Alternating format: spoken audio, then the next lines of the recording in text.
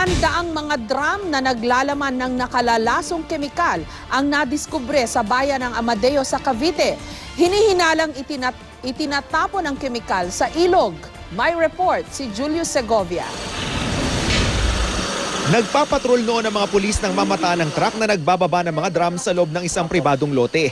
Sa ipinakitang dokumento ng truck driver sa pulisya, may permit to transport sila. Otorisado rin silang magbiyahe ng hazardous chemicals gaya ng cyanide.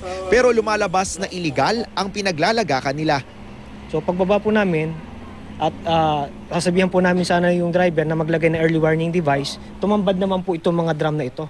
At isuhapin na nakabukas yung gate, nakita pa natin yung ibang maraming metal container na yan. Sa normal ng proseso, bago i-dispose, kailangan munang dumaan sa treatment facility ng mga nakalalasong kemikal. Pero sa kaso nito, mukhang basta na lang daw itinatapon sa ilog sa likurang bahagi ng bakuran ang nakalalasong kemikal. Pruweba rito ang mga nakitang water pump at hose ng mga taga-DNR sa loob ng lote. Pagkakuha ng isang transporter ng waste sa isang generator, dapat po ay ito dadalhin kagad sa isang TSD facility. Ang TSD po ay Treatment, Storage and Disposal Facility.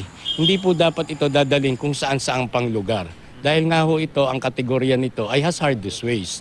Sa inisyal na pagsisiyasat, used oil at water coolant ang nakalagay na label sa mga drum. Hindi naman daw matindi ang toxicity level ng mga ito kumpara sa ibang kemikal, pero peligroso pa rin. Kaya kumuha na sila ng water sample sa ilog para suriin. 2 linggo ang bubunuin bago makuha ang resulta nito.